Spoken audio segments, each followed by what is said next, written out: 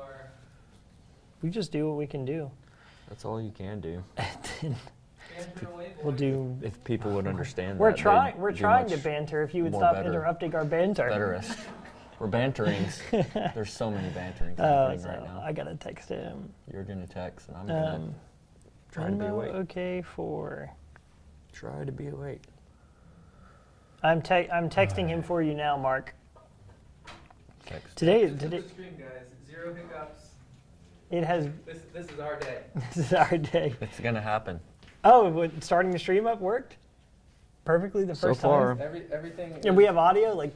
And everything is sounding good and looking good. The show can actually. I'll start to say something and it'll crash, so it doesn't matter. Yeah. Yeah, probably. I'm a black cloud. I bring all of the disasters at work, so. Yeah, so now I'm trying to, so I can't figure out how to get my phone to not vibrate. So I went to the settings and it said vibrate on or off. So I put my phone on silent and then I put it on off and it still vibrates. It's Android. Do you have an iPhone? No. I just texted my wife. I said, hey, I can't get my vibration to stop, so don't text me during Make Monday because I don't want to hear. She's like, okay, love you, replies. Well, you know. You know how it is. Oh, hey, live announcement. We're supposed to say that we're starting at 10. Right. On Instagram? On this bantering. Oh, here we go, 10. I'm going to post a story right now. You're going to post the story. Just Here's say, the story, Morning Glory. Here's the story. Here's the story. The story of today's story is that we're about to go live on Medica Monday on YouTube. Gary's on the stream. He's so already, check it out. And Who is? Gary. I have Gary. extra salt. Gary. Oh, Extra salt I know, in my I know mustache today. Yeah, it looks good. Extra salt. Yeah, so Medic Could be Monday starts live right now. I don't have, yes, we are live. I don't have a mic over here, so if I say something that you want the people at home to hear, you just repeat it. Repeat it? Okay. Repeat it. Cool. Yep. Oop, get my phone out of here. I like this little shelf thing. Can knock stuff down there. Don't knock stuff down. My first sip of coffee in the morning. Here it goes. Yeah. Are we actually streaming pictures now? Yeah, we've got like overlay and graphics and stuff. Good. We're getting there. All right, so as long as... The show's going to be much higher quality the more I learn about the next section. Oh, good. High quality is good. That's what we want to have. Quality. So far, the lighting is good. The lighting, the last stream looked really good. The one that we were on, Yeah. it just looked great. I think my eyes were hidden. I had my hat around the other way. I was in the shadows. If we ever bring in a third person like last week, I will light things differently. Well, yeah, because different sound inputs. So we can, yeah, Jen was the worst lit, but we'll have Abby on too because she was involved in an active shooter. Oh. She was there, right next to her when it happened. So really? She's gonna come on and talk about that. She can be part of the club now. Yeah, yeah, part of the cool. Part of the cool kids. I live jump that. every time a car door closes behind you club. Welcome to the mental trauma. Yeah, that's great. Yep. That's a little bit what we're going to talk about today. We'll have to be quick. Yeah. Yeah, so start the show. It's 10:01. Okay. Are we picturing on the interwebs? Is our picture up? Picturing on the internet. Oh, good. Good. Amazing people are watching. Oh. Oh, we're actually live? Like live? Oh. Hi, 3 amazing people. I thought we were still casually bantering. We were deceived. We're both running really tired today. We both got off shift last night. It's been a crazy last few days. It's been a nonstop go morning. Yeah. But luckily we didn't have any problems with setting up the live stream. So amazing. The stream gods were kind to us today. Yeah. But yeah, so far, yeah. So far, and we have coffee. And so we have that's coffee. always very good. I thought I pushed the button on the Keurig with the half on instead of the full on accident. Oh, no. So got a half cup. But we're kind of limited on time today, so we're gonna not make it. We want to do a thorough explanation of everything, but this is mostly going to be some of the stuff that he did. But I just got a couple Dire Army news stuff. We got new merch coming. Boom! These shirts are going to be available pretty soon. They're this athletic jersey type feel. Feel your material. Yeah, it's very nice. It's very soft. It's made by material. a company that manufactures like fighting UFC and rash guards and stuff. Yeah, so it's athletic wear. It's really cool. So we've got 2 new designs coming. We got the flower shirt, if you've been looking on the Instagram profile that I was wearing, and this black camo on. We got joggers and fight shorts coming, and hoodies. So that'll be all new. It'll be all this new upgraded material. It's going to be awesome. Second thing is make sure that you guys are keeping up with the Medic Monday stuff, because we just wrapped a prototype for the new med kit, the new IFAC. We've got 3 versions coming soon. We've partnered with a pretty large company to make sure that this gets done very, very well.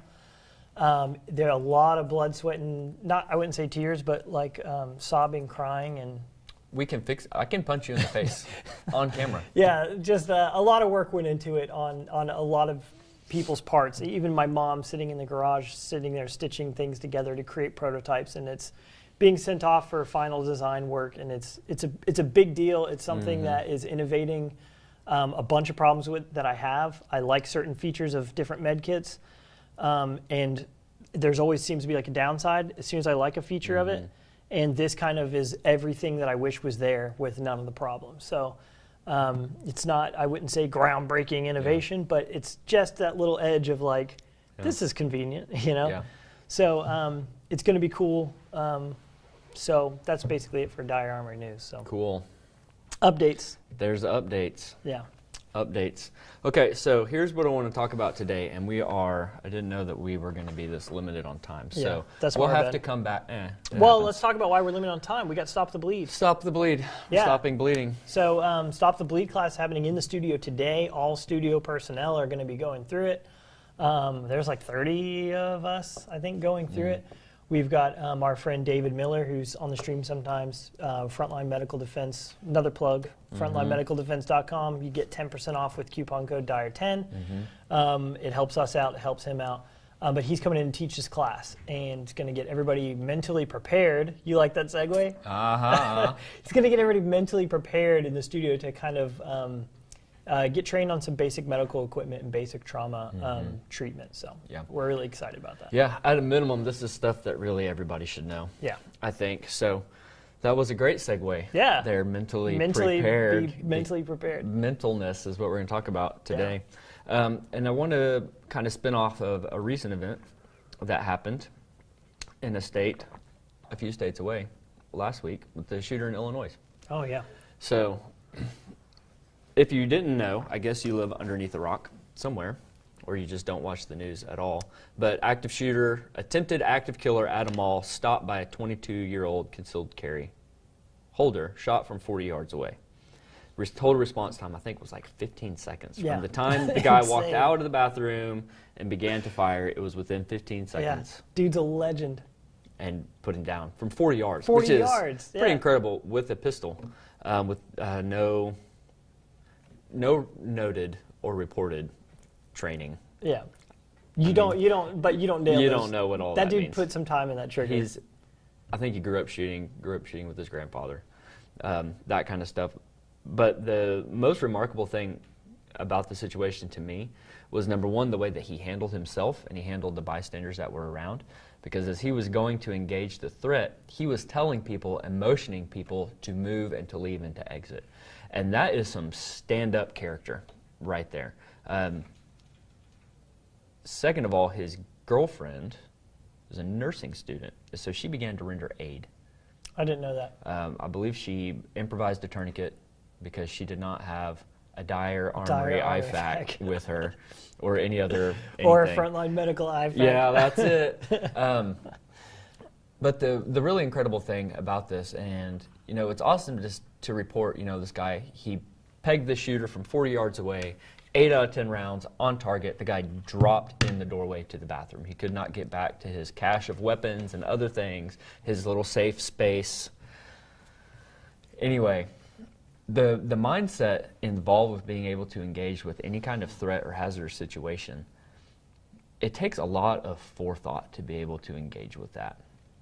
And that's really kind of what I want to go after, is encouraging people to really sit down and think through what scenarios you think you would encounter in your everyday life, and begin to walk through those situations in your mind, because it will only increase your effectiveness in those moments, right? So when I first got into the fire service, made it to the field, there was an auto shop that we would run to once a week.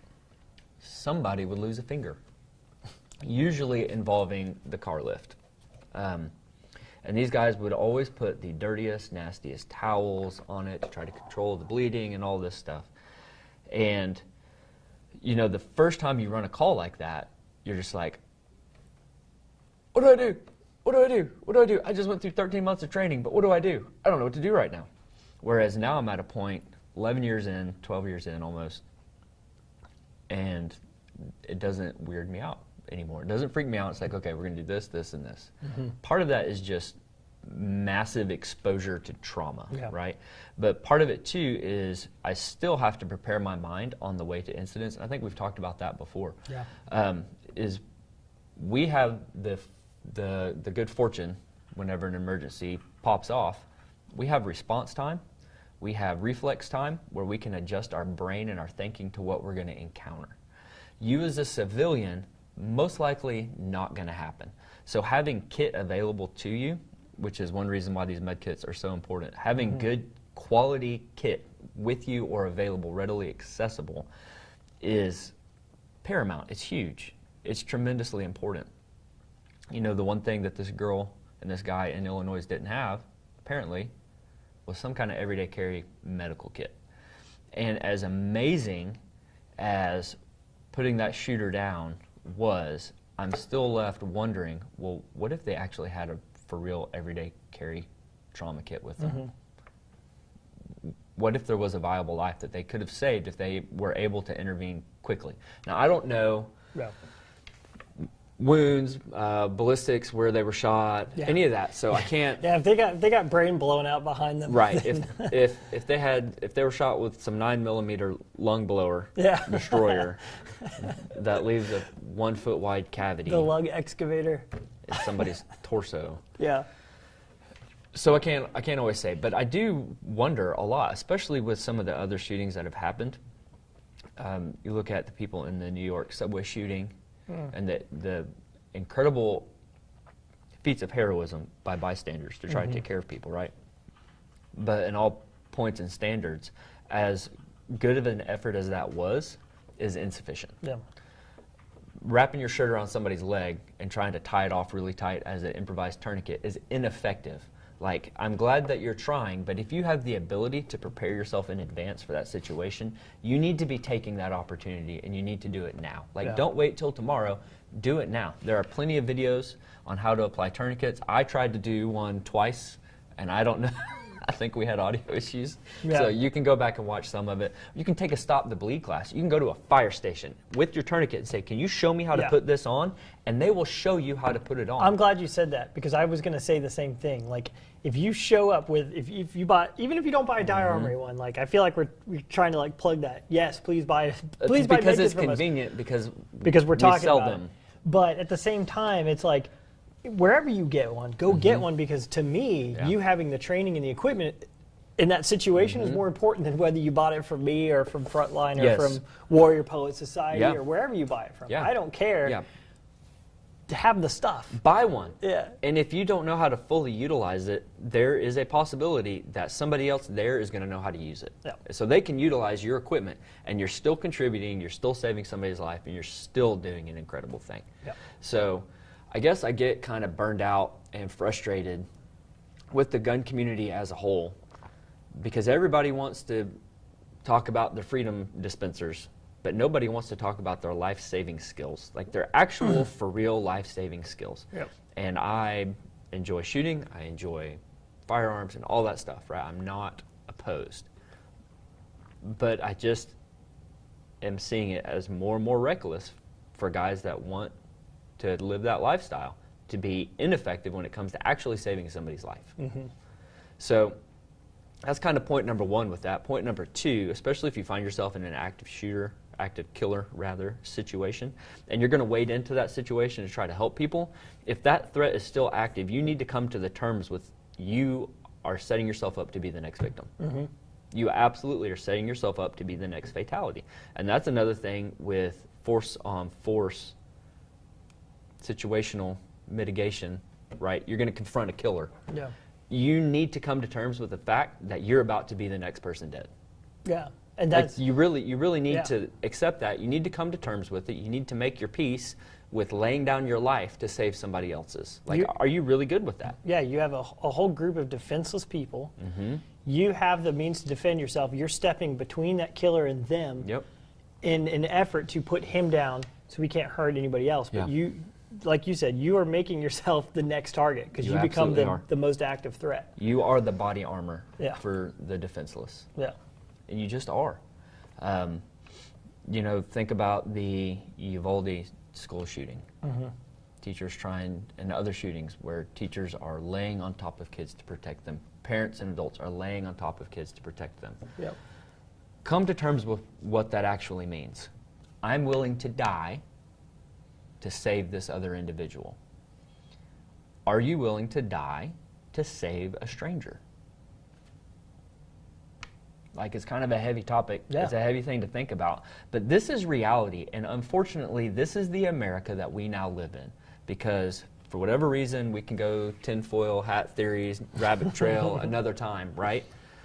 But you're going to have to come to terms with the fact that widespread violence, the more radicalized people get to either the left or the right, it's both ends of the spectrum, okay?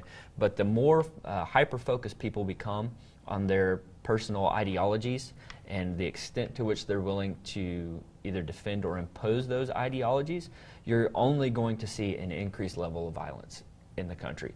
Everywhere. And it's everywhere, right? Malls, train stations, bus stations, churches are now becoming popular places to do your violence, Yeah. right? Target hazards. They are huge hazards, huge target hazards. Pregnancy resource centers, for whatever you believe on whatever side of the argument, whatever, I don't care. But pregnancy resource centers are actually a gift to impoverished communities, just by the amount of care that they're willing to give and provide for free. So you need to start getting your mind ready to encounter these kinds of things. So some of the things that you can do is on Instagram, follow North American Rescue, Savage Paramedics, Euromed. There are a few more on there. Skinny Medic is really Skinny good. Medic is really good. Prep Prep Medic. Medic is Prep awesome. Medics is awesome. But those guys will post pictures. They will post patient stories. I think it's Savage Paramedics. Every Thursday they have Trauma Thursday, and they put out some crazy pictures and real life situations. You got to click the little /eyeball to see Yeah, some of this you got to stuff. look at it. But if you are really concerned with saving life, if you're really concerned with being a force multiplier for good, if you're really concerned with stepping in that moment to help somebody, you need to get your mind right now. And you need to go expose yourself to some trauma now so that when you see it in real life, you don't vapor lock. Yeah. can't- Are ride-alongs still a thing with fire department? They are some. We have, in our department, we have some people with city council and some different leadership programs come through, but I think anybody can really do it. You just got to sign a waiver. Yeah, you got to like go through your department or whatever. Yeah, you can always contact them, reach out and say, hey, I would like to do a ride-along. You can check with your local EMS agency. You can take a Stop the Bleed class. Yeah. You can take a Wilderness First Responder class. You can take all kinds of classes and just get some exposure, but don't buy the stuff and throw it in your truck and forget about it. Sorry. I met somebody on Monday with my kids. We went to a little thing at a train thing, and there was a guy there, and you know, he's all about the pew-pew life, loves it, and this is not a slight on this guy because I referred him to our show today. He's going to be like, hey! So it's not a slight on this guy at all. And I told him, I said, man, okay, but how are you on your medical stuff? He's like, well... Yeah. $500 RMR red dot by pistol with no med kit. Yeah, and it's like, okay, cool. Like, be enthusiastic about shooting. Be enthusiastic about being a defender, right? But you need to be just as enthusiastic with your medical training and your medical preparation. Like, this is no joke. No. This is no joke. I've put on more tourniquets than I have shot people. Yeah. I've plugged more wounds and held compression on sucking chest wounds more than I've put bullets through paper. And a lot more even than bullets, like knife wounds and Knives, somebody stabbings. decides to like get in a bar fight and bring a box cutter to a bar fight, like those types of stuff. Somebody puts their arm through plate glass windows. Sliced to the bone on both arms. Seen that. Yeah, and it's more like, than once. It happens I was thinking about this actually on the way over. There's actually a really thin line between what people in their everyday life think is going on around them. Mm-hmm. My phone's vibrating. Your phone is vibrating. Illegal vibration. I've been trying to do this, and it's a telemarketer. Of course it is. Of course it is. They're watching right now. I know. They're like, they want you to answer. We should answer and talk to them. They're probably commenting on live stream. Are you selling your home? We would like to buy your house. Comment away. But I was thinking on the way over, there's such a fine line between the reality that everybody lives in, and it's like what you think you see in movies and what first responders and firefighters and paramedics actually do, and you don't realize that those two worlds are actually there. Like every time we're here, there's a fire station. We're actually sandwiched between two fire stations here, and we hear sirens all day. Like, we don't know what they're going to. I can imagine. There could be a brutal family murdering in the street right next to us, and we would have no idea. It could be a gang-related shooting less than 1 mile from here, which has happened 3 times. It happens. When even in those neighborhoods that me and you were both in, and you go talk to them, they're like, oh, this used to be such a nice neighborhood. It used to, whatever. When we talk to the old people there, it's like, they don't know what just happened 2 houses down. 3 houses down. You're like, that's the most gruesome thing I've ever seen. I have no idea. Yeah. Absolutely no idea. So it's essentially like if we were to turn the camera and open the door over here and you were to see just an all-out brawl. That's what's happening all around you. But because you choose to live with your door closed and you don't want to see it, or you just want to live in denial of it. Like, let's confront that. You're also protected from public safety a little bit, you know. To a degree. Yeah. To a degree, but willful ignorance of a situation doesn't give you permission to be useless. And I don't want to name names or anything, but there was I was talking to somebody recently, and they were talking about how, well, I don't like to think about that stuff because it scares me. Mm-hmm. And I'm like, when your arm is sliced to the bone and you have bright red blood hitting the ceiling, you're a lot more scared than if you just went and took the class and knew how to do it. You'll be actually less scared because you know how to mitigate the situation rather than just sitting there in fear like, oh man, I didn't think this would ever happen to me. And it's like, well, oh no, I'm dying. Yeah, I should have taken the class. Listen, death, believe it or not, death is to a degree preventable. Yeah, very preventable. It turns out death can be prevented a lot. You just have to not be an idiot. So don't be an idiot, people. Get your mind ready. And tuning in and watching our ridiculous Monday Medic show. We try to give you good information, but listen, I know. I am dumb, right? Try to give you good information, but this is not enough. This isn't enough. Like, this is just supplemental, get your feet wet in the water to try and get exposure out there, because it's 10 plus years of running calls where people should have known what to do before I got there. Why aren't they doing anything? Because nobody told me. I'm too scared. I don't want to think about it. I don't like blood. I don't care. I don't care. I don't care. I told you I was feeling salty today. Yeah, I don't care. I do not care. Go learn how to actually save somebody's life. The emergency doesn't care. The emergency does not care, and it will come at you full throttle. The drunk driver that T-bones them does not care. Yep.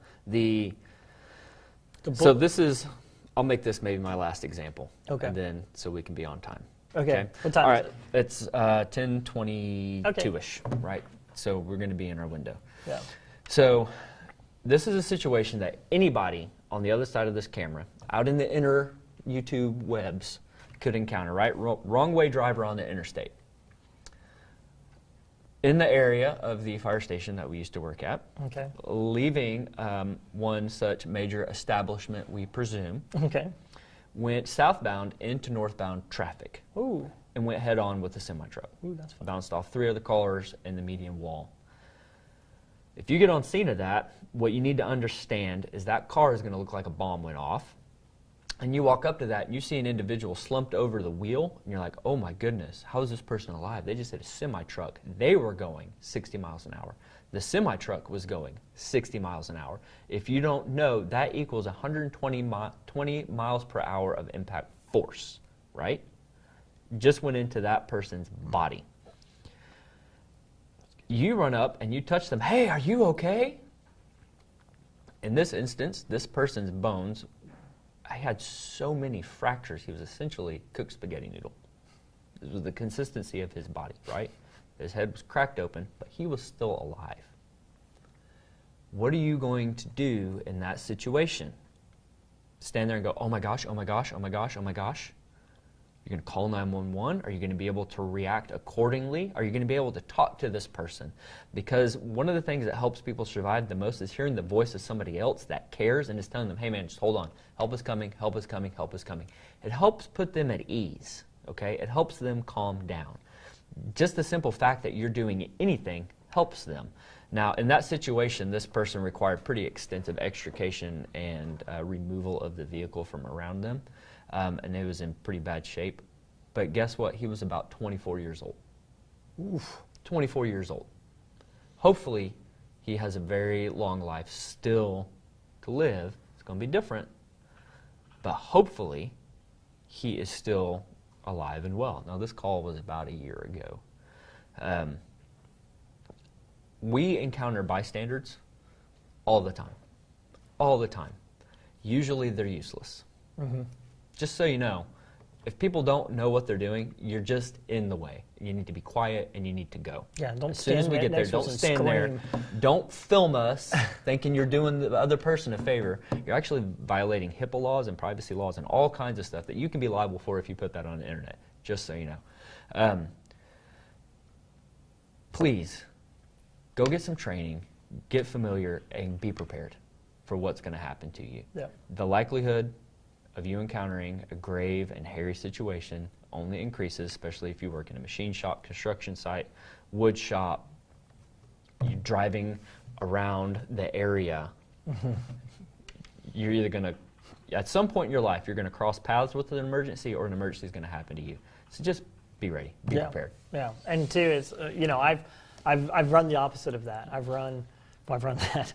But I've run the opposite of that, where one time I showed up and this dad that had a med kit and was had some military training or whatever, he had put a tourniquet on his son's arm, stopped the bleeding. And I was awesome. like, we showed up and the kid was like, hey, my arm's hurting. And we're like, you have a tourniquet on. Yeah, he's like, this is great. You're alive. This is wonderful. And Dad was like, yeah, you don't notice this. It was a compound fracture that severed a artery in there. Oof. And so he was squirting. He said, yep, I saw the signs, the bright red squirting blood. I grabbed my trauma kit, put a tourniquet that's on. Awesome. Yeah, it was awesome. And then, two, on the flip side of that, I know we're running out of time, but same area that we used to work. I still work in that area. Yeah, he still does. I'm still there. I've escaped. Moved a mile down the road, but I'm still there. Yeah, the concrete jungle. But this guy was walking with a cup of water to the couch and tripped and fell. Went to catch himself like this.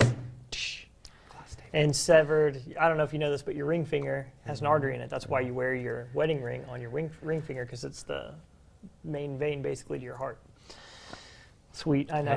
Listen, save that for when you're on Jeopardy. Yes, that's a Who Wants to Be a Millionaire question. Yeah, there you go. Like, I was watching Big Monday. Yeah, now hey, we gotta hurry up. I know. So anyways, he fell, severed artery.